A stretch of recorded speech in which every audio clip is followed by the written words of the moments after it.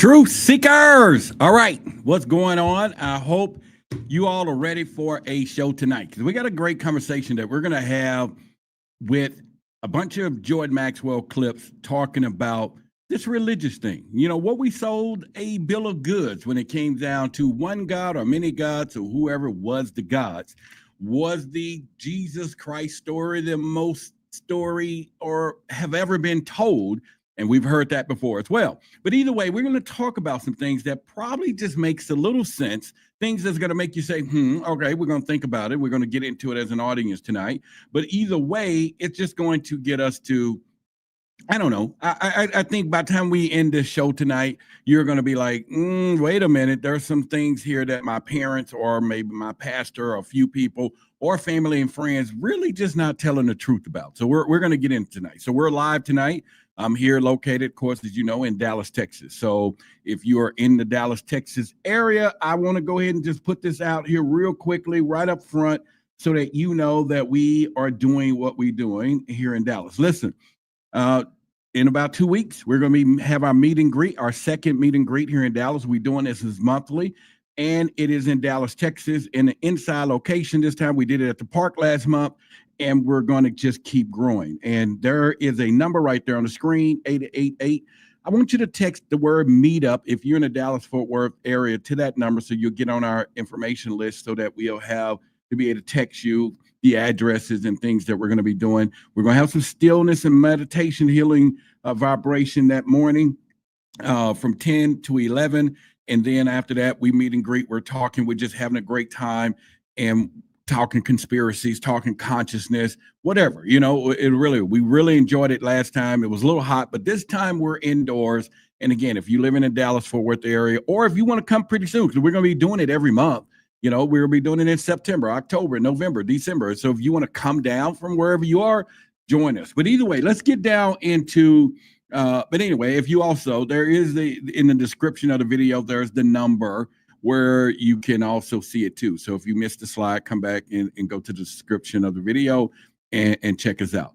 Jordan Maxwell, yeah, rest in peace. We already know that he's not here with us. One of the greatest of them all, actually the founder of some of my research, you know, sending me on that great path because he always talked more about symbolism and all of these things and how we should look at the world, who's making up things, who is not really, you know, giving us the truth when it comes down. In fact, it was the Jordan Maxwell era that actually gave me the inspiration for our name, Truth versus Authority Podcast, which you can find me on YouTube Monday, Wednesday, Thursday on my own channel as well. So if you here on Tuesday night, I would love for you to subscribe to my channel, my personal channel. You know, I'm here with Forbidden Knowledge Podcast Network here on Tuesday at 8 o'clock. But if you want more, if I'm doing a good job for you, then come over to my personal YouTube channel as well. Anyway, let's get down into the conversation.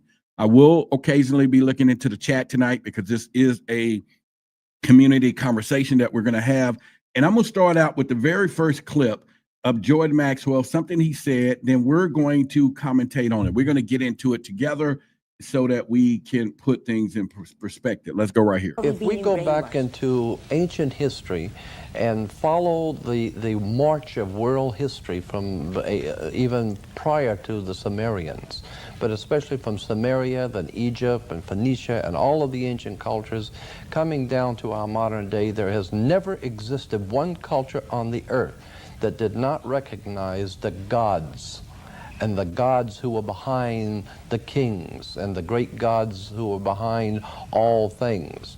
Not one culture has ever existed that did not recognize that there were higher forces at work on the earth. Occult or hidden wisdom behind the world scene, and the hidden implications of the symbols and emblems and the religious philosophies and how all these things are all enmeshed in politics. All right, so we always would say to ourselves, our ancestors. I know we use that term a lot in the conscious community, ancestors, however we want to do it. And let me give my disclaimer. If you hear me butcher a word, you know, I got a virtual grammar box over here to the left, a virtual letter box over here to the right, and you can use your consciousness or whatever it is to go in there and get whatever letters I misspell, there's unlimited letters and unlimited pronunciation. So you go up there in that grammar box and you take care of yourself. And just remember though, if you understood what I say or when I make those mistakes, but you understand them, then that's great. Your consciousness is working. If you want to correct me in a chat, then that's your ego. And we working on ego here, okay? You don't have to do it. You already knew what I was trying to say. So anyway, let's go to the greatest story ever told. We're talking about the Jesus Christ story. We're talking about this story that's been in 26 different languages. If you go look, everybody got this virgin, everybody got this birth, and all of a sudden you talking Maya, there's just so many, go do the research, you'll find out. But isn't that a little speculation though? When you start thinking about how it is embedded in where I grew up in a Christian community, that my mom raised us that in the household, there was a picture of Jesus and whatever on his head and you know, the whatever in the corner of the house and with a little glow around it. I mean, it was there when I was a kid. I mean, of course, you know, that's how it was. And he was watching me everywhere I went. So the story was told. But then when I got an adult and I started looking at some of the stories, you start reading some things in the Bible where you have the opportunity to interpret something yourself because your logic is undeniable as you begin to grow, so to speak, right? So when I start growing and I'm like, okay, wait a minute, this is not making any sense. And then you want to contradict some of those teaching, it's not making any sense. And so at this point, this is what we have to then look at. So we're going to start right there because that clip he just said that every ancient civilization, all of our ancestors, they all said that there was angels, there was demons, there was gods with an S, not monotheistic. So why has that been weeded out to a fact that now there is one and one truly in some cases, right? But at the end of the day, if the ancestors was telling us this, who planned this? Who planned it today where we don't want people to tap into that? We don't want people to understand that. Now, I believe, and I'm going to tell you, this is a controlled environment. Everything is controlled. Religion's been one of the most controlled mechanisms that they have put in place since bedrock of time, since human time. It was a perfect playbook. The question is, where is that playbook? Where did it come from? Now, I know you might be saying, well, Roderick, where did it come from? Well, you think about it. The show didn't come from my little church down at the corner down there, because the Bible has been the only book that I've heard of that's been revised, I mean, like bunches of time, or revised. Okay, that was my first grammar right there. Revised. Okay, revised. You got it, but you heard it. You understood. We're talking, the Bible has so many revisions but of truth, right? It's the truth, the word, but it's been revised so many times. So if the truth has been changed, is it the truth? That's where we will start with that one. But what Jordan talked about takes us all the way back to the Sumerian days. It takes us all the way back to Egypt and further before that. It takes us back to creation, and someone left so many messages behind, so many tablets, so many scriptures, so many engravings, so many things for us to question everything. And ladies and gentlemen, this is what we do here. We're going to question it tonight. So let me play the next clip as we get down and holler at all of you that's in the chat tonight. Like I said, we are live. And as you know, this is a community funded show. If you see any value, anything, you could give up some value there as well. So, all right, let's go to the next clip to get us going where we are. And there, even within the Christian and Jewish religion, there is much proof in the Bible of the existence of angels or spirit creatures who are influencing man's destiny.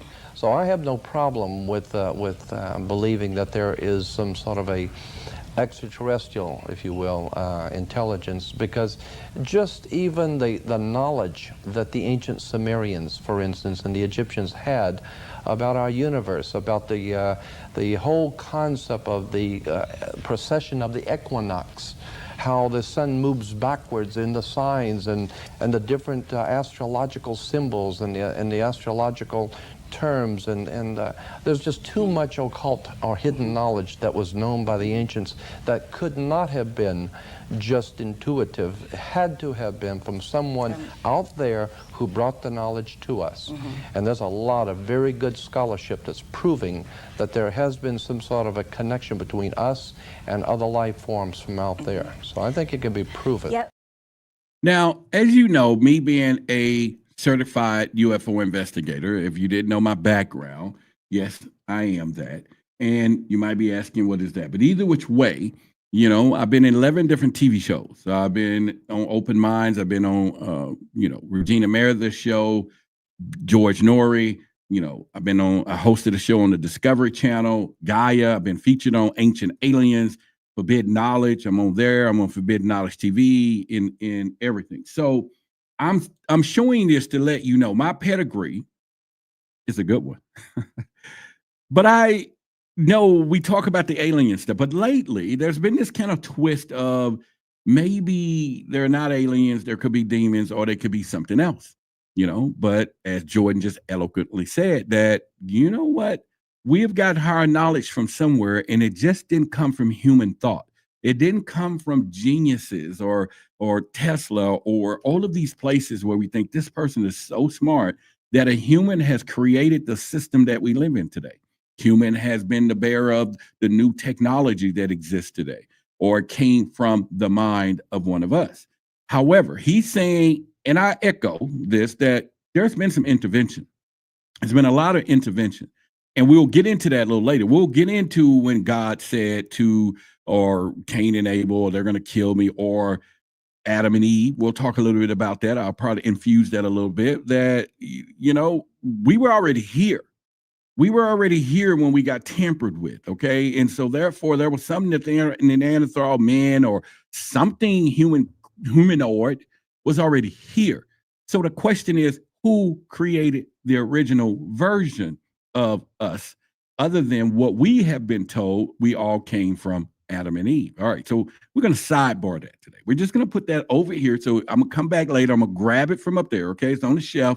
Adam and Eve on the shelf. We're going to put it right there for now. However, let's continue. The thing is that all of us, all of you, me, it has been raised that, that the story is the story. It's the one story. I think most of us, I can't say for all of you, have been in a play when you were a kid and there was a manger. And there was this manger and this whatever was born with a manger. Now, I have children. I have 2 daughters, thank God. Beautiful children. I make pretty babies, by the way. I really do. I made some pretty babies. That pool was great. What I'm saying is, we know how babies are made. We still tell the story of this version thing that's happening out here. We still, some of us have told our children that a stork brought their baby brother. Right? We've heard that. I've been in somebody's house and they was saying, "Oh, the stork is bringing your baby brother next week." And I'm like, really? We still on that one, homeboy? You know, I'm your boy, but this is the next generation we're pumping out here. And the new one is coming, and this one is already here. And you're telling him the stork is coming. And I get it. Because I was over their house for Christmas, and Santa Claus also brought all the toys when Daddy went to work really hard, and Mom telling the kids that Santa Claus brought the kids. I'm like, no, you got to give me the respect. Daddy went to work for the toys.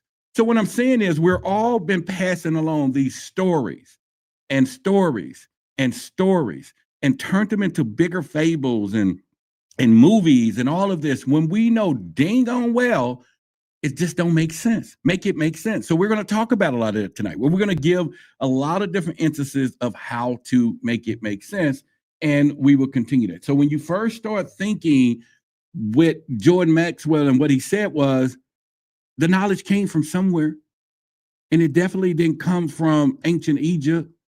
It originated in some of these places. Somebody built the pyramids. Somebody built all of these structures and aligned stuff in different places, or somebody gave the knowledge. Something came from the stars. We talk about the Dogon tribe. We can go all the way back over to the Vatican, who worships with the fish head that they wear called the mitras. If you turn it to the side, it's the fish head, which goes all the way back to the fish god Dagon, which already goes over here to Dogon, the African tribe who knew where Sirius B didn't have any equipment or technology that we had today anyway, but they knew before the Western world knew that all of this stuff, these star constellations existed. How did they know that? Who told them? But why is there a connection between the Vatican having Dagon and the Dogon tribe worshiping Dagon. And it makes really good sense. If you just really did one of my moves where, I messed up on the grammar or mispronounced something, and the first time he stepped off the plane or wherever he did, he said, hey, I'm Dagon, I'm gonna call y'all Dagon. They go, oh, Dogon. Then he go, okay, Dogon, no, Dagon, no, Dogon, no, y'all are Dagon's people, no, Dogon. All right, just stick with the Dogon thing. And then it went on for eternity. It's a good mistake, easy mistake, but it's not too much. There's a lot of coincidence in that. If you know what I'm saying. And coincidence is my way of saying God being anonymous. So just know that there is no coincidence. So think about that though, right? So when you start looking at these stories and exist, and then we move to the fish symbol for Christianity, we're going to put that on this shelf too. So we got two things we're going to put up over here. So let's continue. I'll play another clip, but that sets up the tone for where we're going. And the whole mission of this live tonight is were there aliens, or were there gods, or have our gods been mistaken who are really aliens? Now, let me give you a tidbit here. One thing I've discovered being a ufologist is that every story that I have read that an alien has came here, visited us from wherever they came from, whatever species it was, they all said that they created us. It's like they're into the lie too. Go look at every book that you see, whether it's a gray alien, tall, blue, green, whatever, Galactic Federation, somebody is saying they created it. It's like they heard that these earthlings are stupid, right? It's like, well, you go to Earth, they'll believe you're a god just because you came out of the sky. So what Jordan is saying, there wasn't gods. They could have been some spirits, entities, or whatever that have put themselves in a God position. And now we believe that because at that time, being humans, anything that came out of the sky had to have been a god, because we looked at the sun, we looked at the lunar, we couldn't touch it. It was something we saw every night. We had no ability. And then you begin to dream about it, and years and centuries go by that you're worshiping the sun worshiping, right? The Son of God and all this. And then all of a sudden it turns into, it came down one day, and it came down with a bunch of fire and all of this. And all of a sudden now you bow to it. And when that rumor got out to the aliens back somewhere else, that go there and they're going to treat you like a god. And so we could assume that that's how the first rumors got started, right? So it still takes us back then, who created us? Because again, go look into the Bible story. I want you to go do the research, because my job is to give you enough information you can hear, see, or whatever, to awaken your curiosity to the possibility of what I'm talking about. All right. You can go on a journey yourself. But somewhere along the way, there was a discrepancy, and the discrepancy stayed firm. And that, ladies and gentlemen, takes us on where we're going as we continue to do what we're doing. So let's go to clip 3 here. I believe the Bible is telling us an encoded story. I think there's more to the story than has met the eye. But one point I wanted to bring out is that in both the Old and New Testament of the Bible, in all of the Bible, Old and New Testament, there are only 2 scriptures in the entire Bible where the word God is used, and of course it's used all the way through. There are only 2 scriptures where that word God, it means a nebulous, all-encompassing, divine, spiritual force in the universe. Only 2 scriptures mean that. All of the scriptures in the Bible that talk about God means actual entities. More than one. That's right, more than one. More than one, and that's why Very even, excuse me, more than one, because in Genesis 1:1, it is a mistranslation. Okay, there you go. And like you said, Elohim, we know that's plural for gods. And if you do some of the translations, it says that. And of course, they're working on that now. So to give you a hint, clue, that's the plan today. The plan today for the New World Order, or the New Golden Age or New World Order, is a one monotheistic world, monotheistic. We talking about one God here. And if they can create one God, one control, one planet, then they got us. Checkmate is done. So how would they do that? Well, maybe there could be an alien invasion. Maybe there could be some false flag operations. You already see political right now, and that is not even something where we're going, but what? Tulsa Gabbard just said she believes in aliens. She's going to look into it. J.D. Vance said he believes in aliens last week. They're setting us up. They're setting us up because that's a whole nother conversation. But the point I'm trying to make is they have to implement this plan. This plan has been set forward years ago to try to figure out that we need something to bring us under the one world order. However, as you heard what Jordan Maxwell said, they can't deny it. They can't deny the books. They can't deny the scriptures. They can't deny, well, those can be altered a little bit, but the ancient texts had gods, plenty of gods. In fact, it makes you wonder, because if you ever been in the Bible, and we're not having church here today. We're not having church here today, but there is something I read somewhere that says I'm a jealous God. Now, God being omniscient, all-knowing, science, whatever you want to say, the ending, the alpha, the omega, whatever, saying I'm jealous. That's an ego problem.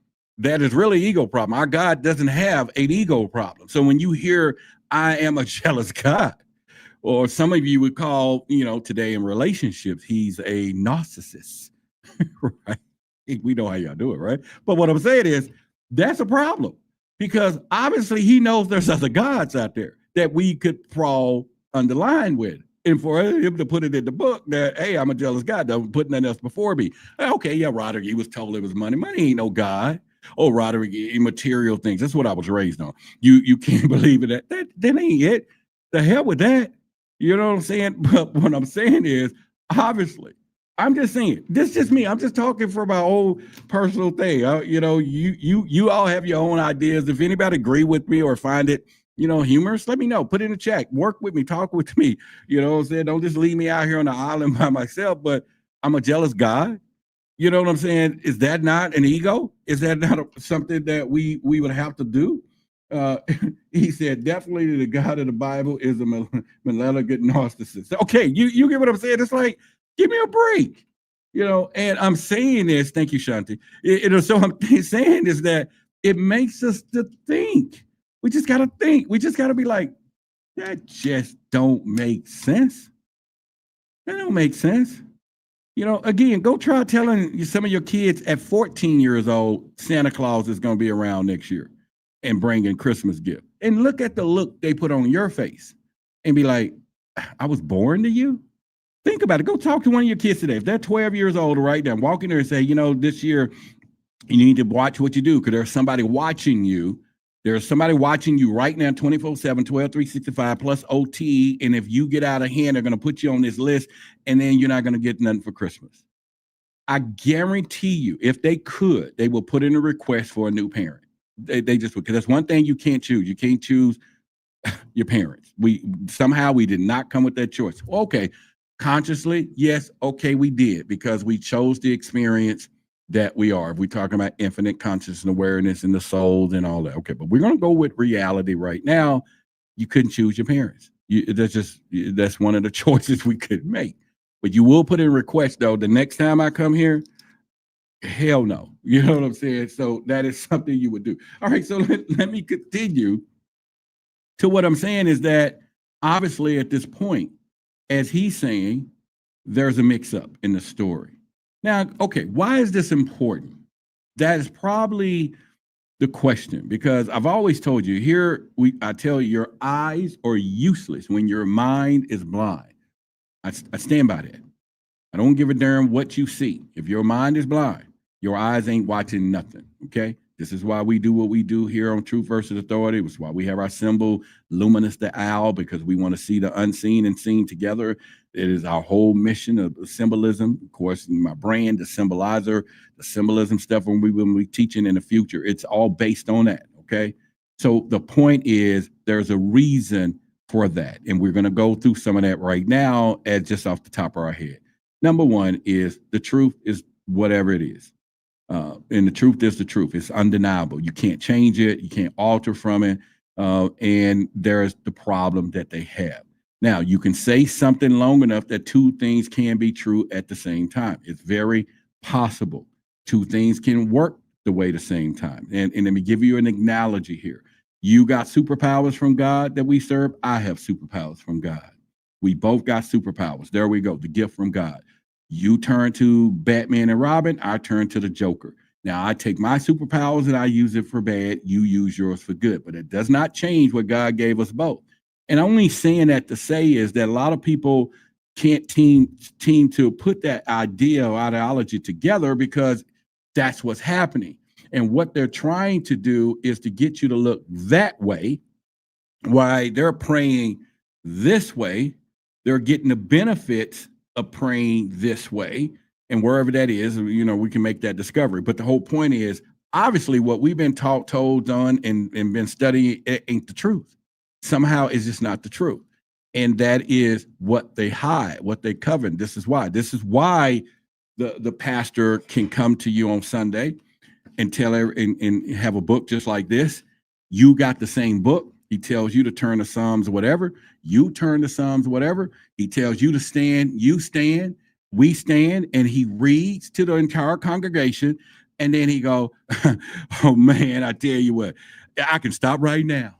Church can end right now, right on that word. You start hooping and hollering, oh, I can just stop right now. Now, you holding the same book, the same word, went to the same page. He told you to turn to the page, but you didn't get what he got. You don't, you somehow, he thinks you don't even know what he's talking about because he's going to preach for a whole hour on what he just told you to read and turn to. And what's the probability that you can't understand that? That's because they don't want you to get your own understanding. You can't get your independent understanding because we're going to feed you the bull. We're going to feed you what we think it should know. Now, you read it and you already saying it don't make sense. You would love to raise your hand and say, Pastor, that doesn't make sense. There's more than one God's here. There's a lot of stuff, but you're not going to do that. You're not going to do it. So all I'm saying is this is part of the plan. And also, once again, to get us to look away from things because the world may just be a little more stranger than we think, y'all. That's all I'm trying to say. It may be a little more stranger than we thought. That's just could be the problem. All right. And we may not be really ready to interpret that the stranger things happens.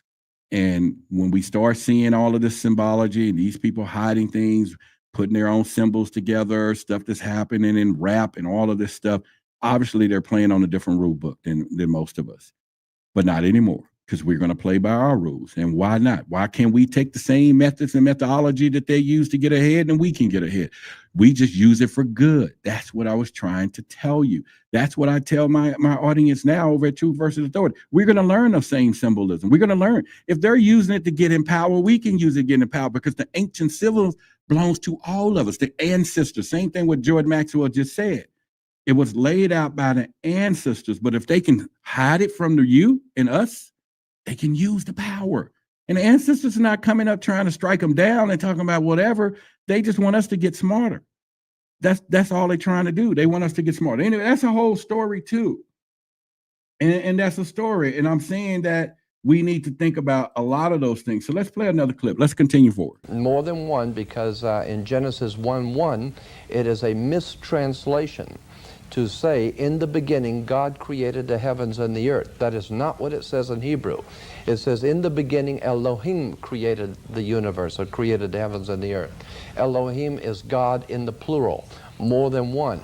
That's why later on in Genesis 1, or Genesis 2, God says, come, let us make man in our image, according to our likeness. Now, here's an interesting point.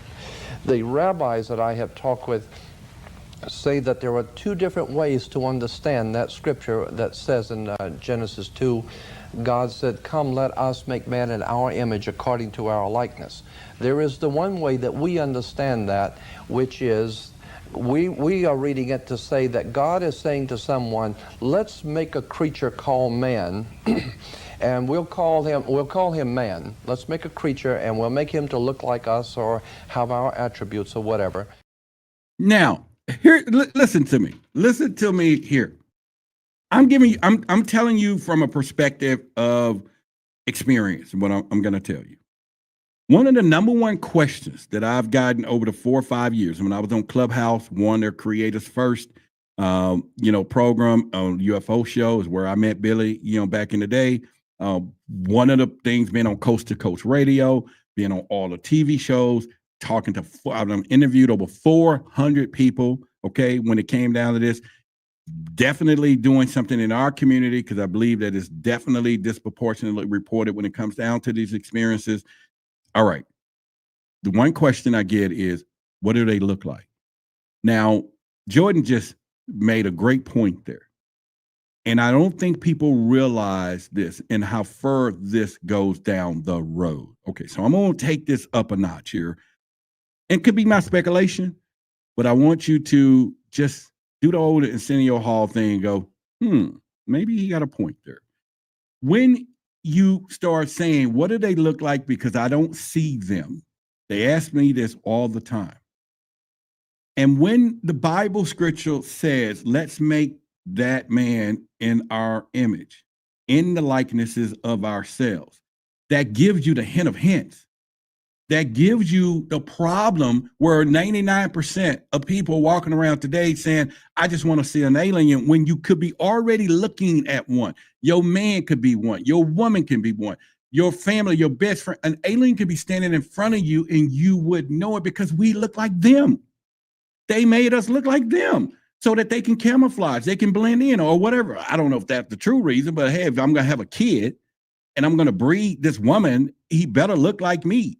Go take your kid to your grandmother. That don't look like you. It ain't yours, right? Or there's not a man, that person, I remember they used to have me my daughters. Oh, man, your daughters look just like you. Well, they better look like me because if they don't, we got a problem. There's a problem. They better look like me. I made them. How many times somebody walked up to you and said, oh, man, you look just like your son, and you got to correct them. No, he looks like me. I made him. I don't look like him. You get what I'm going with this, right? So does this use a little, your eyes are useless, your mind is blind, a little ideology here? Because if that is the case, then it goes back to the Nephilims and all of these people, they're walking among us and they've been here and they're able to be right there and we can't see them. We don't know them because we look like them. All right, so maybe I made a point, maybe not. So if you agree with me, I got 100% for each calls. If you believe, or if I'm going in a little direction, come on, get me in a conversation. Give me a chat somewhere and say, yeah, Roderick, you may be on a little point. Or maybe you're looking at me and you might want to give your own personal comment and maybe something like this. That's the dumbest thing I've ever heard. You know, maybe that's what you want to say about me. You get what I'm saying? And if that's the case, go for it. I mean, this is an open dialogue. I'm not going to be offended or anything. All right. Erica says 100%. Appreciate it. Okay, we're getting somewhere. Jack got his eyes open. I'm with you. Kevin says, I know who your father is. He is not of the serpent bloodline. You get what I'm saying. So we all can at least get to a point when we hear these things and we're old enough to make an observation. By the way, we're all old enough to do this, right? We're old enough to make an observation to question the narrative, is all I'm saying. And when you go to that point, you no longer focus on how they're doing it because it's never the how. I don't care what you see on the media, where you see wherever it's going, what you read, it ain't the how. You got to focus on the why. And ladies and gentlemen, if you start going down the rabbit hole of the why, your mind is like a parachute. It works best when it's open, and it's going to be open. You better believe it. Focus on the why. I don't care right now if there was a something happened tragically and 22 people lost in whatever, even though we know how to did it, we know how he took them all out, what gun was used and everything else. They're going to spend the next 2 weeks on why, because why is the answer. It's the answer. It's always been, not the how. How is obvious. It's Captain Obvious. How doesn't allow you to get prevention methods. How doesn't allow you to work and plan for the next one. But the why does. The why will do that. And you better believe it. That's how it is done. Mark my words. Just go check it out. I'm serious. I'm just telling you right now. But question everything. I'm just letting you know. All right. Yeah, you're correct. Question everything for now. That's all you have to do. And if you do that, your kids do it already until you beat it out of them. Y'all know that, right? You know it's a natural response for kids to question everything. Have you ever told your kids something and they say, why? And then we use the programming that they program us to program our kids to be obedient for them. and we tell them while we driving down the street and they're going, why? And we look over our right shoulder, because if you're driving, that's the shoulder. If you're in America, you're going to be looking over the right shoulder. Because if you look over the left while you're driving, you ain't talking to them. Just know that. You'll figure that out too. But if you look over to the right shoulder, you know what you tell them? You tell them, because I said so. And don't question me. Do as I say, and that's because I said so. Do you know how strong that programming is to get them as they go to adults and put them in a training mode and to then believe the religion and everything that you was the programmer, that you were the handler, that you were the ones who MK Ultra your own children? We all did it. I'm not saying I didn't. I didn't know no better. None of us did. And we programmed them very thoroughly to follow orders, plain and simple, question nothing. Do as you told. I'm in power. You do as you told. And they do. And over time, you got some rebellious children, but we programmed them. That's all I'm saying. And I'm not saying that's the greatest thing we should do, but man, we didn't know any better. And I'm using the word we because you're not by yourself. We're not by yourself. And ain't a person in this live cast, and we got 400 people sitting here live, that have let one of their kids be defiant and tell you I'm not, because we didn't know any better. Now, we could have coerced it a little bit, but we didn't know any better. Let's continue. There you go. Jack said, do as I say, not as I do. Okay. All right. Y'all get what I'm saying? So the plan was already there. It was simple. Or it could be saying, and the rabbis believe it is actually saying, the emphasis should be on different words. Come, let us make man in our image, according to our likeness, implying that man's already here, but for being so great, he's not that great. So someone is stepping in and intervening in our evolution and saying, let's take man and make him in our image. Let's fix him. Let's fix him. Yeah. Because right now he's progressing, but it's going to take him another 1,000,000 years to figure out what's going on. Why don't we take a male and a female, take them over and do something with them genetically, put them in an area, because the Bible does not say that God created man in the Garden of Eden. It says the gods created man and put him into the garden. And when they left the garden, they left and found people out there. It Yes. says so in the Bible, okay? Right. Yeah. There were, all around the garden were people. All right. So right there. All right. Right there. Deshaun says God was talking to the angels when he said, let's make man in our image. All right. Okay. What if we go with that? Deshaun or whatever. What if we go, and if I mispronounce your name, it's not on purpose, but what if we go with that? Does that still mean that he was talking to and they made man and look like us? Okay. You get what I'm saying? All right. So we're going to go with that theory. We're not going to say who the gods were, because remember, that's what we're talking about tonight. But let's just use what you said, the logic. God was talking to the angel. Maybe he was talking to his homies, or maybe he was talking to some other people. Well, whatever it was, he said, let's make them look like us. So we're not doubting that. We're saying whatever the procedure ended up being, somebody decided, and if it was God, decided that we need to look like them. And if we then determine that the God in gods is plural and the gods is not the God that we've been taught, that I was raised, Houston, we got a problem, because now it's a discovery. Now we put on our conjunction junction hats, function. Y'all remember the song, right? Or whatever, because now it's ands and buts in the places now. All right. We're talking schoolhouse rock here. We're not just talking about everything else.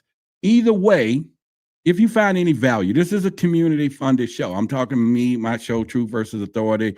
You already know the Jurassic Park thing here, with forbidden knowledge. But if you find anything, there is a blessing cash out right there. And you can do that. Whatever it is, whatever value. And you don't even have to. Just stay here, because your time is worth the gold. I'm just letting you know, because my job and goal is to bring you something, you know what I'm saying? And not saying that everything I'm going to say out of my mouth you didn't know already, but let's keep going, because Jordan pointed out something there when he said that we were placed in that place. Somebody said, I'm going to make my creation and I'm going to put it over here. Because we already know when Cain and Abel, and we'll probably get into that a little bit, there was a problem. And one of them was afraid of God and said, don't put me out there because they are going to do something to me. Now, who was the they? Was it people that was already out there or not? We know that when that apple supposedly be bitten, we got cast out to a place where other folks were. You get what I'm saying? So obviously there is a situation here. There's something for us to think about. Now, okay, this is where I left the Adam and Eve up here on the shelf. I'm gonna pull it down now. Okay, let's pull it down. You thought I forgot, didn't you? No, my whole outline is really good. All right, so I'm gonna pull the Adam and Eve back down to the plate now. The problem is 5 billion people came from those two folks. 5 billion people. Remember, that's the story. And it's been passed on for ages to ages. It was passed on that we all came from Adam and Eve. Okay. Now, the gods with an S, Elohim, which is plural, there's many, and there's a lot of people looking like a different folks now. Okay. We all still got that same blueprint, 2 eyes, a nose, same thing with animals and everything else. But obviously, we were made at some point. But did we come from 2 people? If you and I, whoever you are, I'm single. If you single, and I'm like, hey, baby, let's us go on to an island, just me and you. We're going to replenish the earth, just me and you. Now, how successful can we be? Now, me, it could be 100 of you. A man can do 100, but you're going to have one at a time, just like one to a box when we leave here. That's just how it is. And maybe 2 if you pop them out at the same time, in possibility. But the problem is, what happens next? Where does the next generation comes from? If it's a son, it's done. Because what? His mother? You get what I'm saying? And if it's a daughter, what? No, we already know what they do out there. But you get what I'm saying? It's a problem. It does make it make sense. And if we did be successful and had a couple of them, by the time the 3rd generations come, they'll be unrecognizable. They will not look like me or you. Genetics, period. So how do we believe that? Why do we carry the torch of that? Why do we pass it along generation to generation? Why do we worship that on Sundays? Why do we have books and we bought those? Why do we continue to go through the whole thing? Why do we believe the stories? Why? Remember, why is the thing. You got to ask yourself why. So I'm not here to give you the answer to why, because why is your exploration? Why is going to take you on a journey. It's going to take you further than you ever been before. It's going to take you like the Enterprise all the way out there until there's another world. That's the beauty of the why. And you don't go asking questions either. Because if you start thinking about the question mark, you remember the question mark, what it looks like, yang. Well, if you go to ancient symbolism, the dot is like the bindu, the 3rd eye or whatever, or you just want to, and the question is the path. It was our ancestors telling us, don't go looking for the answers. The answers is within you. The question mark is our mark for us to know the seek within, know thyself, know where you come from, know what the creation is. The Lion King said it. Simba, you forgot who you are. And you go, well, how did I do that? Because you forgot who I am. Mufasa said that, right? And we know Disney is programming anyway, but the scene works. And we have to then look at those things and say, all right, we have to know. But anyway, the truth and the answer is within you. They took that same ancient question mark. They started turning it into words of spell words. And then they made us say, ask them for the answers. That's how it was developed. And they no longer wanted us to look within, even though the symbol had been here. They didn't make it up. The symbol been here. They didn't make that symbol up. And okay, I know that's not where we're going. That's not where we're going. But you're right. Boldly go where no one has had. You own it. You watch the show too. You get what I'm saying though, right? So it's worth noting, all of these things is worth for us to have these conversations about it and everything else.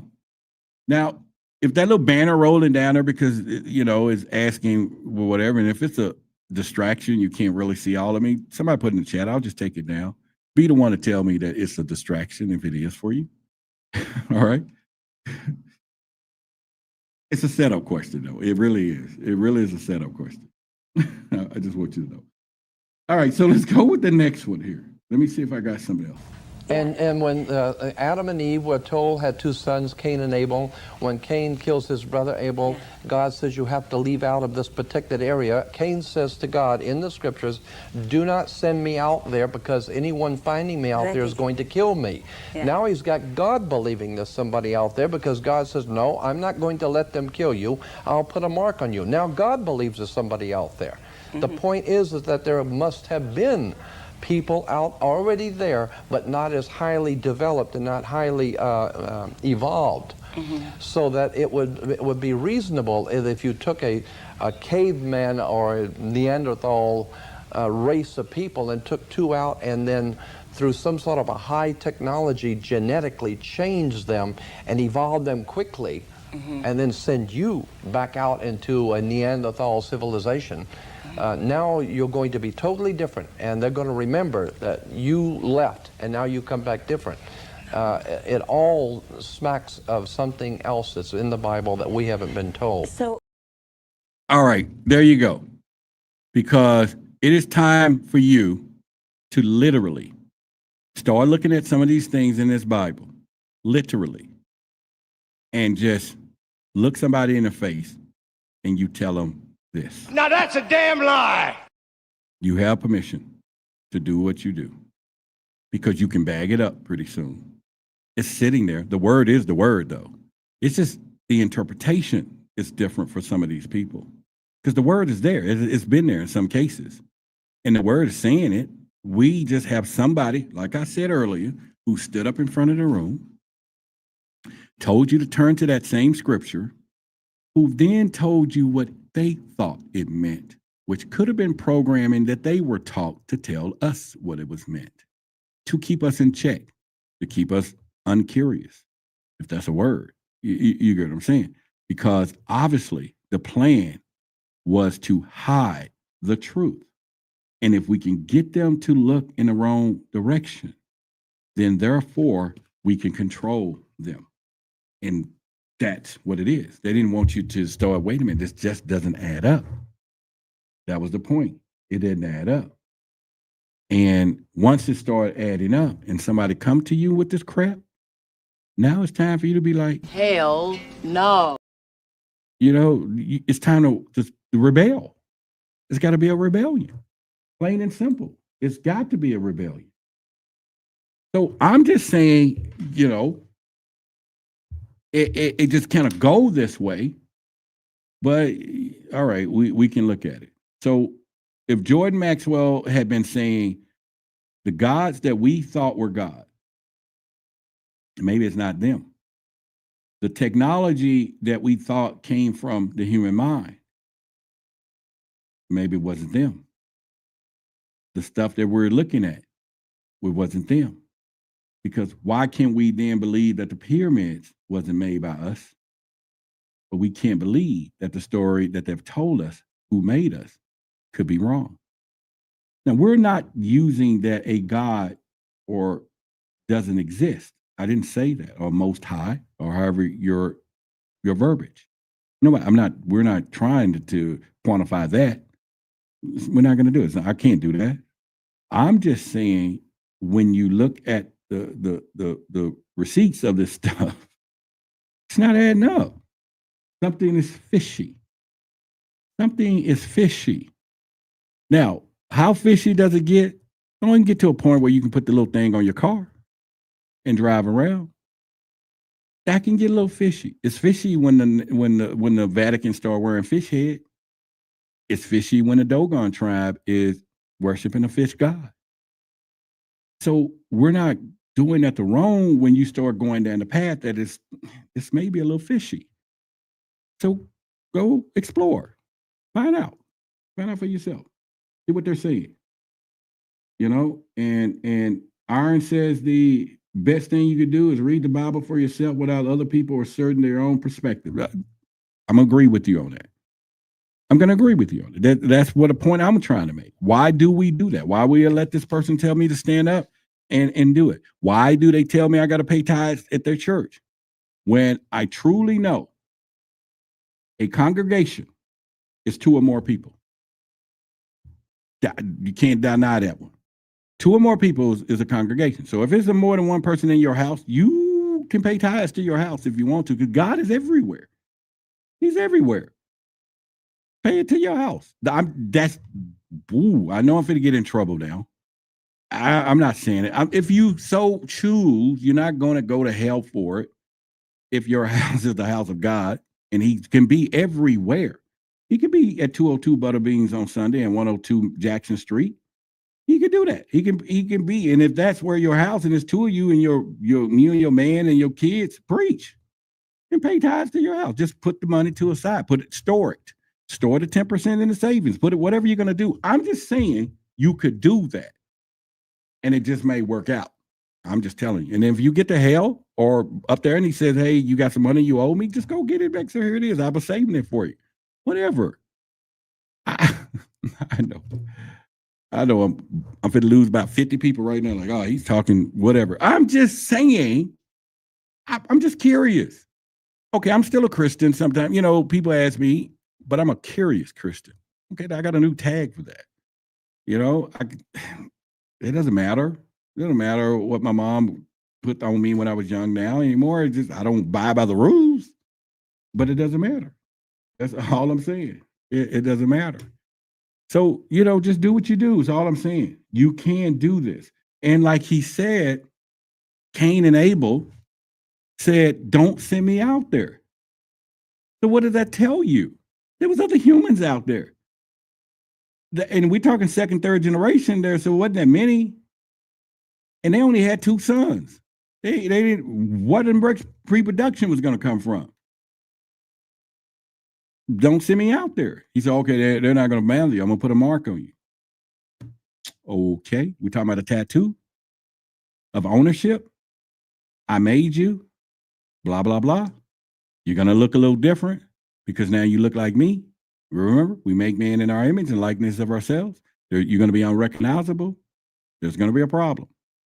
All right, that's just a conversation. I'm just saying that's a conversation. I'm just using the conversation. Someone said my tithes go into a trust. All right, cool. Someone said tithe didn't have nothing to do with money. All right, correct me. You can have church with that. No problem. I'm just using metaphorically what most people think of it. There's not a church that tells you that when you tithe, give me some of your bread at home. Give us 10% of your gas. Give us 10% of the seeds out of your backyard. They all ask for money. So people relate that to money. That's why I said that. And I'm not saying it, but I'm saying it. We being relatable here. Take where you 10% to your church, and it ain't money, and see if they take it. Tell them you got 10% of work hours left. That you'll work for them for 10 more hours because you can spare 10 extra hours, 10% of your hour, whatever. You get what I'm saying, though, right? I'm not coming at, but I'm giving you the relatability. There's nothing you're going to take out of your house that ain't money that they're going to let you line up on that porch every month. Eventually, they're going to pull it to the side until you take that to a shelter. Oh, you can take those clothes to such and such. They don't want it. They're not going to take it. That's why I'm being relatable. This is what I'm saying. That's all. That's all I'm saying. Yeah. So, we're not having church, but I'm gonna tell it to you because it makes sense. We're talking about the real world here. We're talking about the world, and that was and could be your interpretation. Everybody's interpretation is totally different. There's nothing wrong with that. Let's go here. And when Adam and Eve were told, had 2 sons, Cain and Abel, when Cain kills his brother Abel, God says you have to leave out of this protected area. Cain says to God in the scriptures, do not send me out there. Now, I only played that part again because they didn't have no daughters, I don't think, right? There was no 25 kids in there to turn into 5 billion people. So don't that story makes us wonder with a little curiosity? How did all this come from Adam and Eve? Don't that make us question the narrative a little bit? You're grown now. Nobody's going to whoop you. You can, you know what, right? Just shout it out right now. If you want to shout it out, you can shout it out because otherwise. You want the truth. You can't handle the truth. So you can shout it out right now. Just get it out. Just say something's fishy. Because does that make any sense? That 5 billion people, all of us on the planet, came from those two, and one killed one another, another one got kicked out. Where was the rest of them? Because there was probably a bunch of Adams and Eves made. A bunch. A bunch. I'm sure there was a bunch. That's all I'm saying. There was a bunch. And it's worth noting that we have to think about those things. If you get any value in the thing tonight, just put in a chat that you're getting some value. Let me know if I'm just not talking to myself, the other side of my neck. Let me know. Say you're with me, or put some ones or something. Put a 1 if you're getting some values. Let me just see a few ones, because I'm just here. I don't see you. I'm talking to this little circle, but I visualize you. And sometimes I may see you doing this, and some of you doing this, and some of you, I just want to know, am I by myself? All right, we got some ones. Thank you. Because sometimes it's a little difficult just looking in the camera and nothing is here, just me. I'm just talking. And but I appreciate you. I really appreciate you. I really, really appreciate you. And it's helpful to really think about those things. And so let me you, because I got a few more things that I can show you that we could do. I got a few more. Let's see if we can get to the next one. And let's go. Certainly strikes a note with me, because I am aware that the ancients were led by otherworldly knowledge to set up what we today call the zodiac, the astrological symbols of the zodiac, and that each one of these 2,250 years, whatever it is, it's a little over 2,000 years, for each one of the cycles of the zodiac, the signs. When the sun comes into each one of the zodiacal signs, we are in that sign for a little over 2,000 years. And according to astrology, we have been in the age of Pisces. And that was, of course, Jesus was the great fisherman. The fish is on the back of Christian cars. The fish, of course, was Pisces. All right, there you go. Today, we're talking about Pisces, the fish, the whole symbolic things of that. We walk right into that. All right, look like we're having some internet connections here. What is going on?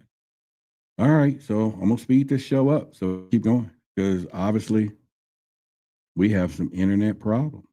All right, so am I blacking out on y'all end over? Yeah, let me know if y'all getting any blackouts. I'm getting blackouts on my screen. It's just like filtering. Yeah. Let me know. Kenyatta said Papa Sir. Yeah, so let me know if y'all getting any occasionally blackouts.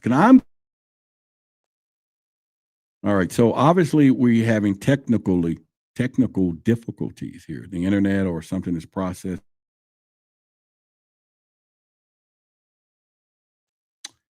All right. Yeah. Oh, y'all saying it's good, but mine is like going in and out like crazy.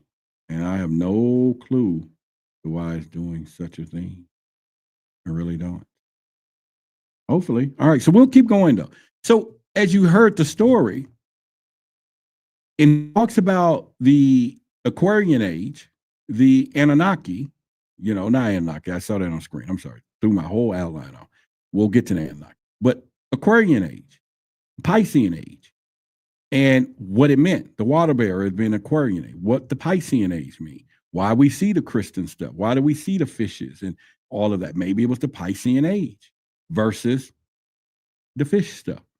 Once again, that takes us to a world of something being a little fishy, and get us to think about those things for a minute. It really does.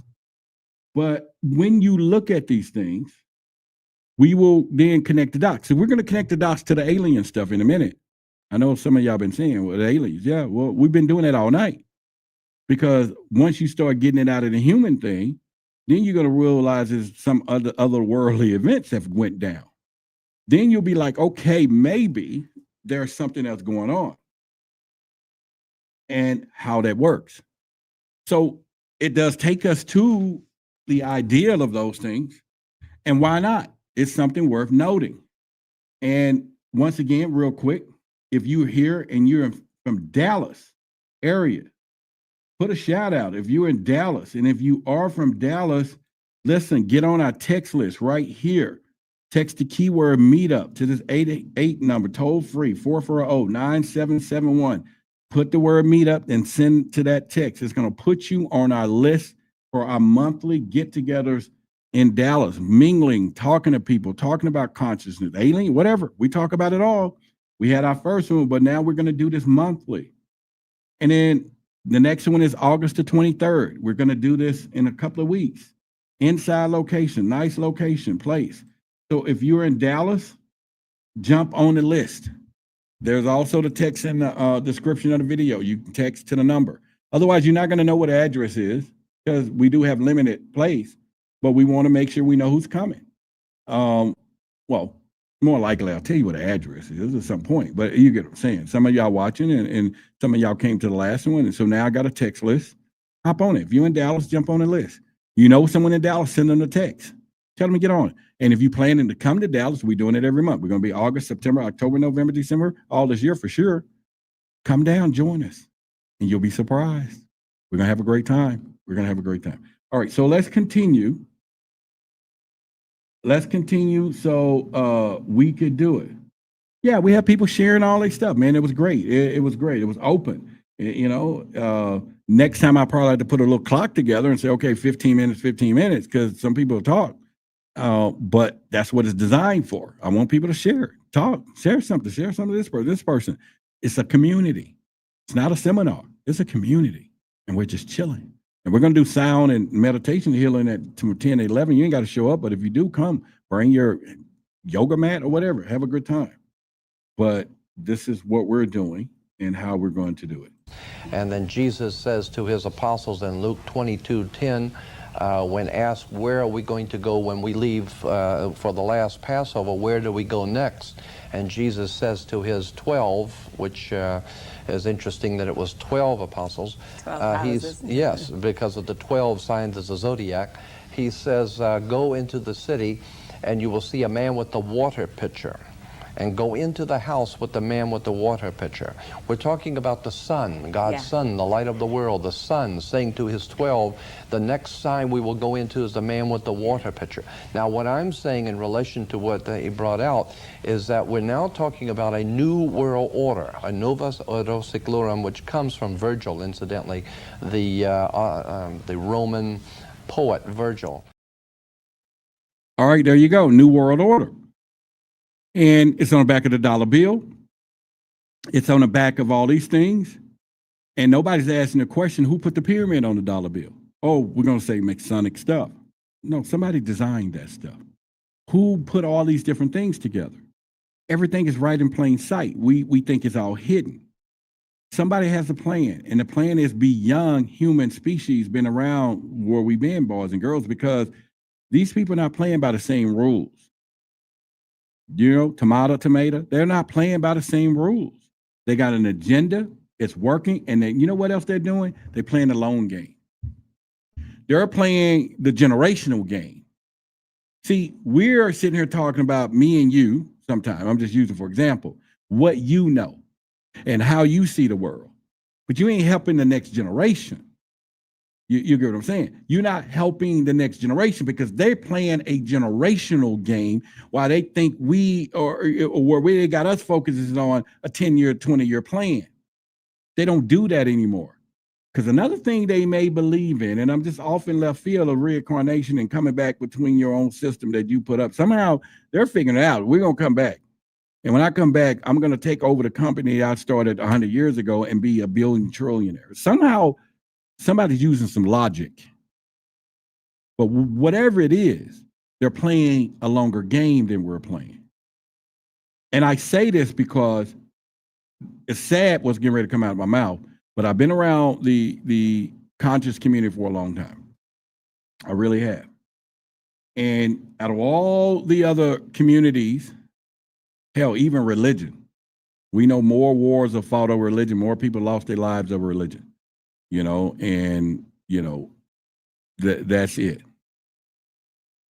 and I can give you a quick test. I don't have my paper, but if I did, I would give you one. But what I'm saying is, we got to think about these things that we're looking at it. You have to think about how the game is played.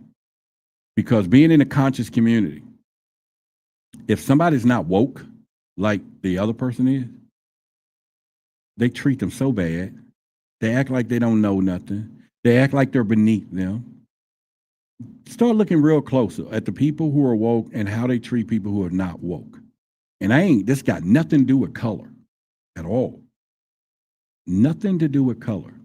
Some people who are woke walk around with a mystique on their world like they are the son of sons. And what they don't realize is the old saying, if you think you know it all, then there's a problem. Because if you awaken, the further you go, you're going to realize you don't know nothing. That's the key. The further you go, you will realize the less that you know. And therefore should be humility and humble. Everything should waken up. The ego should drop because you don't know. But if you start running into somebody who say they're woke, and they know all of this stuff, you see it, they come in the chats, they do whatever, get away from them. Because they don't know everything. They should still be open to growth. They should still be open to knowledge, to know, and everything else. That's the whole purpose. That's the experience. I'm telling you, after this day, pay real close attention to the people that are woke around you. Watch how they treat you. Watch how they treat others. Watch how they in this self-cambiar cocoon of self. I'm not saying don't know thyself and think outward. I didn't say that. But be careful, because if you have knowledge, share the knowledge. Now, when the student is ready, the teacher will appear. You can't just throw water on somebody and tell them to swim. That's not what I said. But I'm telling you, be careful, because they're doing that too. They're making people who feel woke like they're better than other people because they're wearing it with a badge. Stop that. Watch, pay real close until some of these people are making people feel this way. Like they don't want to reach their hand down and bring somebody else up where they were. Where they were. They don't want to share the book that they read. You get what I'm saying? They don't want to take people on the journey that they just came from. You can walk in somebody, you can put yourself in somebody's shoes. You ain't got to walk in them. That's not what we're saying. All right, I'm gonna keep going because that was me on my sandbox. And I know I ain't coming for that. So let's go. I am very fearful for the world we live in because we bought it hook, line, and sinker, and all over the world we have accepted the authority as truth rather than truth as the authority. And I think that what Michael was saying is exactly right.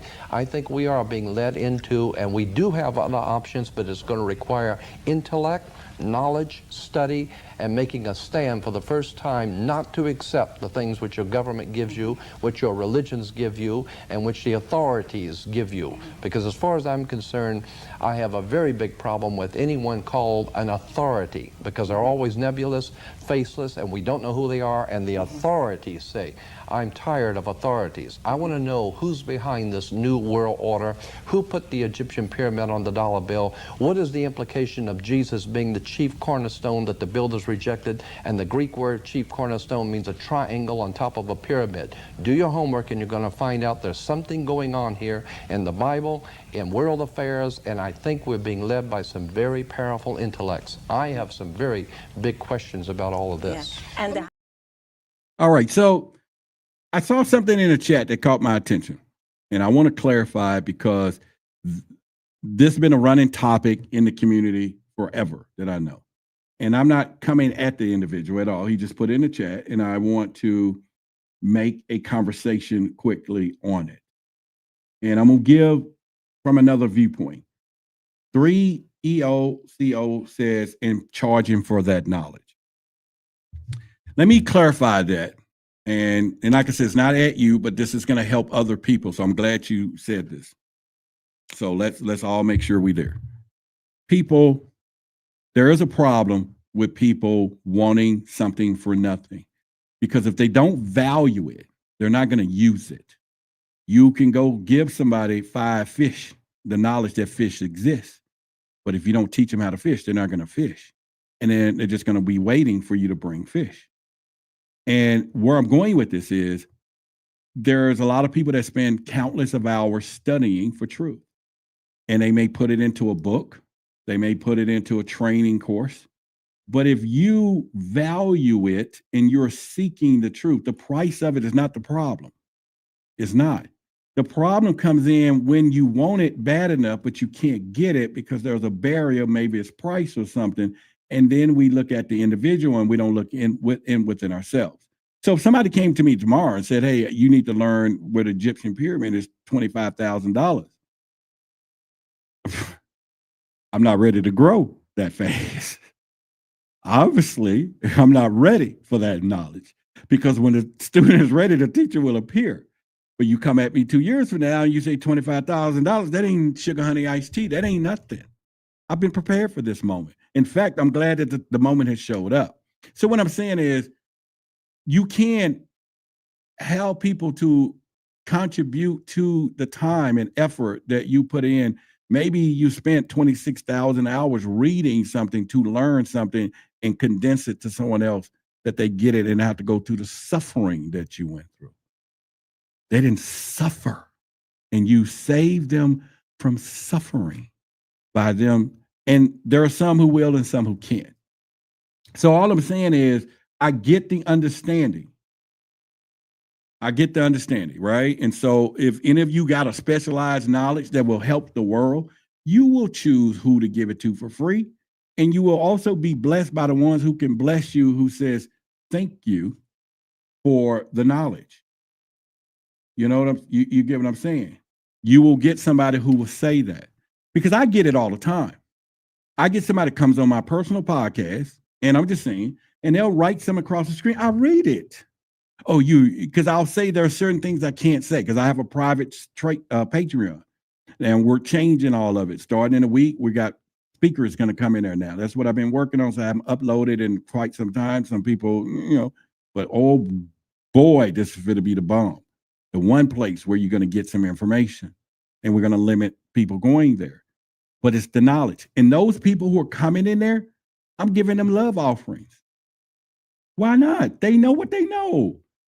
Some of them will do it for free, but not today. You don't have to. Not today. We're going to give you a love offering. Thank you for coming and sharing the knowledge of that you learned. But you know what happens? We all grow. We all grow. So any of you right now, you spend the next 5 years learning something, package it. This is the knowledge economy right now. You package it and take care of your family, take care of your next generation, and all of those things because you earned it. You earned it. And if you so choose that somebody else who can't have it, can't afford it, and you say, you know what, come work with me as a whatever, intern, I don't know, whatever the word, apprentice, whatever, then you can do that because you got the power to do that. But stay away from those folks who complain about the work that you've done, all that you know, and all of the stuff, because it does not work if we don't support each other to do it. Because you better believe it. If some point YouTube says we're not going to give anything or all of this stuff, all our knowledge people are going to go get a job. And they're going to be at work at 8 o'clock. They're going to be at somebody's job at 9, and they're not going to post them about ancient civilizations that you learning and grow yourself and all that. They're not going to be available to do that. And that is the design that they want. That's the design that they want. All right, let's continue because I just wanted to say that. He says, Roderick, you're putting the knowledge out there. It's up to people to understand, right? And get etymology, dictionary, black laws. Yeah, get the book that he's talking about. Get the dictionary because that is the one. That is the one. I'm serious. That is the one. And if you really want to know about knowledge, now I'm going to get out of this, but here's, and I just got a little download. If I don't even use that word, but obviously now I have, but I just got to, and usually I'll say, thank you, God, right? Let me give you an understanding real quick. You see, not long ago, my transmission went out a few years back on a car. Okay, I'm a man. I'm the sugar honey iced tea. I'm the king. I couldn't fix it. So I took it to a transmission shop. They fixed it. They charged it. Now, the problem with this is if I knew how to fix it and had the knowledge, I would have fixed it myself. Because I didn't have the knowledge, I had to go pay somebody's expertise. Now, two things would have happened. I could have went to him and say, fix my transmission for $1,500, and he did. Or I can say, teach me how to fix my own transmission. And you know what he probably should have said at that? Well, now it's going to be $5,000. You can be like, what? You was going to fix it for $1,500. No, now you asking for specialized knowledge. See, this is why it is now bigger. Because when somebody tells you on the open air of something, that's just knowledge. But when they want you to come to a training so you can now harness it and then possibly become a competitor, possibly become a parrot, possibly learn enough and go teach. And now we have now put more and more people under that, which the world is big. That's all I'm saying. You have to look at the dynamics of that totally different is what I'm saying. So I pay everybody who fix anything for me because they know something I don't know. And if I knew it, I wouldn't pay them. Period. I'm not going to pay them. That's why you make your job at work valuable. You don't tell them everything. You don't teach the next person all this stuff on your job. You're irreplaceable. You make sure of that. All right. That's all I'm saying. That's all I'm saying. So let's keep going. We got a few more before we get out of here. Another clip, I think. Actually, we got one. Why do you think that the justice system in California is called the criminal justice system? California criminal justice. Yeah. It's my perception that we are being given the justice by criminals. And they tell us that they have to let all of these people that, yeah, it's been administered by criminals. And they're telling us they have to leave let these murderers and people go free because they don't have the room in the prisons. Yet if they catch you cheating $10 on your income taxes, they'll find you in Afghanistan and bring you back, and they'll have plenty of room. So the point I'm making is that we've been lied to by our government, and we're continually being lied to about everything, and we're all being led into this fear and coming new world order, and I'm saying it's time to wake up and do some homework. Yeah. Now that's what we call waking up, because the big lie's been happening, and it's bigger than ancient, pyramids. It's very bigger than that, very bigger, and they're after our minds. See, when I started my show, Truth versus Authority was against people, or could be our pastors, it could be anybody of authority. We don't have to believe authority. Now it's the mind. You got to still your mind. You got to make sure you can get stillness in your mind. I'm practicing that right as we speak today. I go through stillness training once a week, and I go through stillness meditation 5 days a week, because you got to quiet the mind. It plays tricks. It tells you stuff. It do some crazy things. They know how to program it to tell us stuff. They know how to flash things that we can't tell being flashed in front of us so the mind can tell me to do something else. It's the mind. That's the authority that they're after. They're not just trying to do it in plain sight. They don't have to. But if you learn symbolism, symbols is the only thing that gets through not just the conscious and the unconscious or subconscious, but it gets all the way down to the collective consciousness. That's where the game is being played.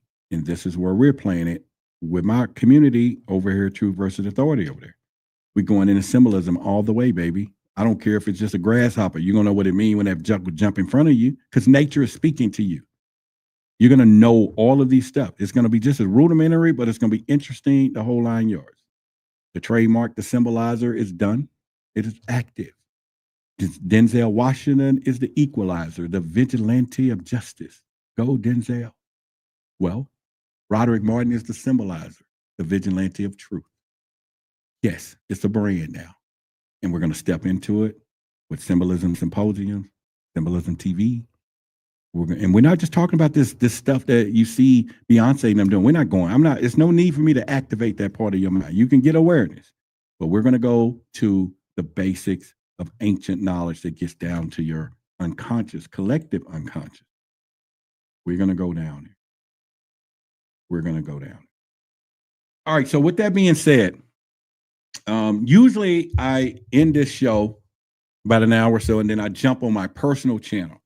I didn't set up the personal channel for for our after show. I guess I could, but we had already went into this topic a day or so ago on my show, right? Or Thursday. We did. I think we went to 2 of them Thursday. So I will probably need to do that, but more likely, if you want more, you can come to my personal channel, and I'm on YouTube Monday, Tuesday, Wednesday, Thursday. I'm on YouTube. You can definitely get the personal channel.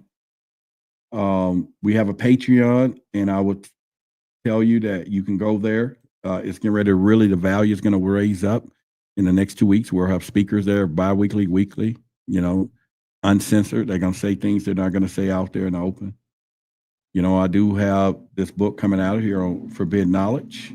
Pre-order that, Truth, the Unspeakable Truth. But in the meantime, if you're in Dallas, I want to see you. I want to see you on the list. You got Dallas family members, put them there on the list. And we can do that as well. And hopefully you enjoy, So I'm going to, if you give me 15 minutes, it'll be enough time for me to set up a thumbnail, and I'll put on my personal channel. And then, so if you Google or go to YouTube, Roderick Martin, Truth versus Authority, make sure you subscribe. And so within 15, 20 minutes, I'll start a show, after show, so to speak. And we can do some Q&As or whatever over there. So I would love for some of you to subscribe. If you haven't subscribed here, make sure you do. Follow, Forbidden Knowledge as well. But again, if you have not, you found value, it doesn't cost you anything to subscribe to my channel. I'm still trying to hit 30,000 subscribers. We just hit our milestone of 25,000. And if everybody who watched this show subscribe, I would have done that last year. But most people just come here on Tuesdays and watch me on Tuesdays and everything else. But again, right there on the screen, Roderick Martin and Truth versus Authority, you can do that. And definitely, come over to the channel.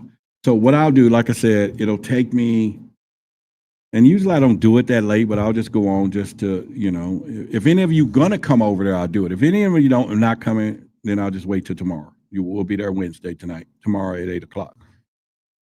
But if you want to do it after show, Q&A, we can put questions in the chat, and then we'll bring them up. We'll do a Q&A. I even have a call-in line. I can put a number on the screen, and people can call in and talk.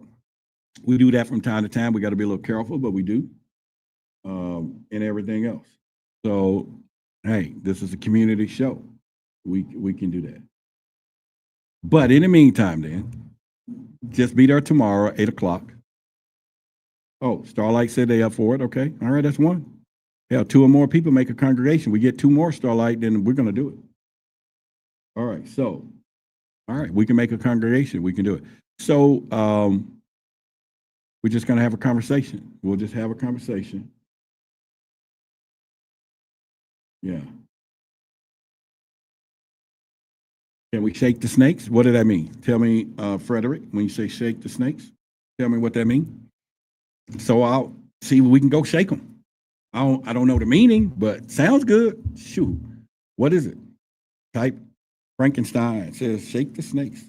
Tell me what that means. Something we can't say on YouTube, but evangelical. You mean like church? Like, are we going to have church or something? Like God says, blah, blah, blah. When you say shake the snakes. I mean, give me a little detail, type some a little more so that I can understand, because I'm missing it anyway. Like home. I know, but I'm missing it, though. Anybody know what he's talking about when he says evangel, like home? So snake to snakes or whatever. I'm from Dallas, man. I'm from Dallas, so. And then plus I'm 55. So if you're talking about something new, I'm missing it. Yeah, so I'm missing it. But that would probably be. No, it's the little alien talking about, I have no clue either. I want to get it though, but I'm missing it too. It pretty much. Take us to church, knowledge style. Well, then y'all have to pay some tithes. Then I would be like, it's often time in the sanctuary. It's often time in the sanctuary, you know. Yeah, the I don't know where it is, but the Bible says, you know, a person who don't give ain't gonna get nothing. you know, it's often, you know, I have to put it on to make you feel, oh, you have storehouse and you ain't giving to the storehouse. You know what I'm saying? If I take you to church, then we have to go all in. We have to go all in. We can't leave out pieces of it. We got to go to the offering time of the sanctuary. You know, give love offerings and tithe, and, you know, yeah. But we'll just talk then instead. Let us just talk. Yeah. Let us just talk. Because, boy, if you want me, we go to church, we're going to go all in. I'm going to get a choir. I'll get somebody to call in and start singing and stuff. You know, we're going to have some church online. You know what I'm saying? We'll do it. Yeah, we would do it. I know it's funny. We funny. I love y'all. I really do. I love each and every one of you, and know that you're loved. If you have not been told this week or last week, if you come to my show, I tell you that every night. But if you have not been told, I want you to know I love you. You are loved. Someone loves you. And the only thing missing right here is you. And for the women now, okay, men, I'm giving y'all daps. But for the ladies, the only thing missing is you right here. We love you. But of course, our homies, we need hugs too. Men need hugs and all that stuff. But anyway, and to my haters, if you've been here all this time watching, you're really, you can hate on me and I'm still love you. And I'm going to continue to love you. I may not want to meet you, but I'm going to love you. But if you come here week after week, because y'all got to see some of those chats. They hit me every week. And if you come here week after week saying the same stuff, then you're not a hater. You're really not. You're a fan. You're just critical. There's a place for you too. All right. So anyway, I love you. I love each and every one of you. I love what I do. I really do. Also, I've been on a journey. If all of you know, I'm on a 30-day juice diet. Been doing really good. I put up a video and stuff on my channel the other day, how things are going. So, man, it's clearing out a lot of stuff. I'm on day 11 and 20-something pounds down in 11 days. Good Lord. But I feel great. A lot of energy. First few days was terribly hard. It's still difficult now, but the first few days was incredibly hard. Headaches and you name it. The detox was off the chart. However, it's worth it. And like I say, we're going through. But I'll be giving updates on my channel. There's some videos there where you know the juicing, how we're doing it, how I'm doing it, the meditation, all of those things. And so it's been a wonderful thing. And so anyway, I'll see y'all tomorrow. I could tell you have lost some weight. Yeah. Especially since last year. Yeah, last year. So I'm just, I'm getting ready because I got a few other ideas that we're going to be doing some content around, and I want to be moving around a little bit. So I've been in the gym too, sweating. I've been playing my Rick Ross song. Every day I'm hustling. That's all I play, right? It's going 24/7, 12, 365 when I'm in the gym, in the car. Every day I'm hustling, so it's the theme song. And then push it to the limit. But it's Rick Ross. So I'll be doing every day I'm hustling. Every day I'm hustling. I mean, man, I've been getting it. And so get down a few shirt sizes and all that stuff. But at the end of the 30 days, we'll go into some other motion and we would do that. So it's all good. Do you ever talk about CERN? Absolutely. We talk about a lot of that stuff. We definitely do.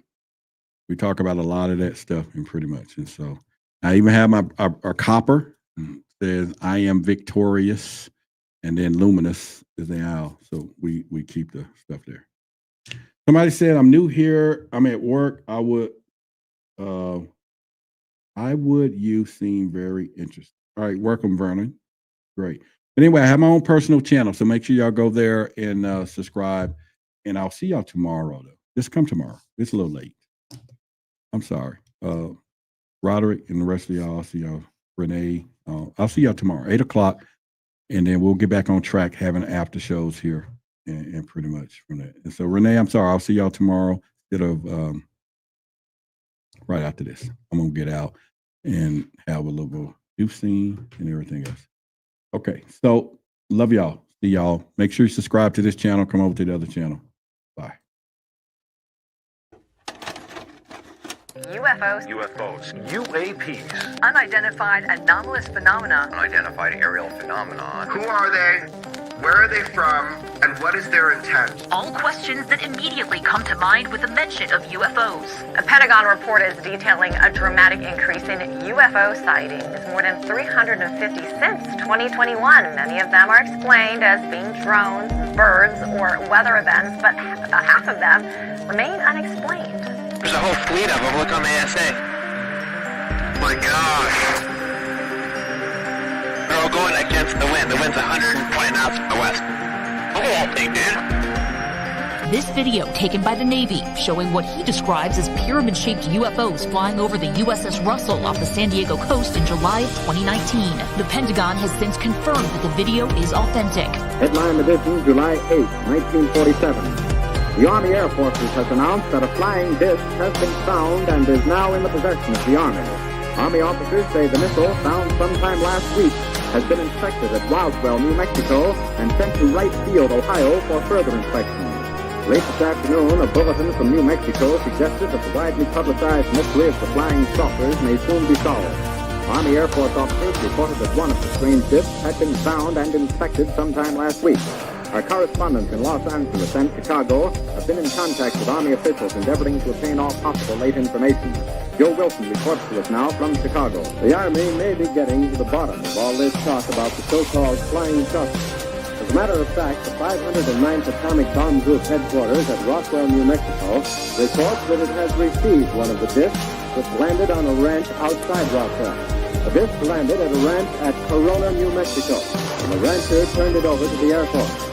Rancher W.W. Brazil is the man who discovered the saucer. There's footage and records of objects in the skies that we don't know exactly what they are. More people are coming forward with their own sightings.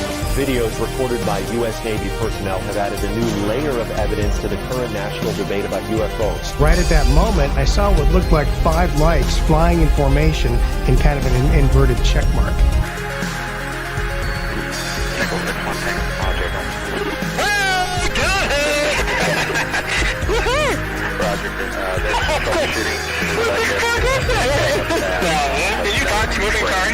The NASA independent study team did not find any evidence that UAP have an extraterrestrial origin. We don't know what these UAP are. The mysterious flying objects are still a mystery. NASA will continue investigating them and has appointed a director of UAP research. Technology that we faced was far superior than anything that we had. Oh, man, look at the fly!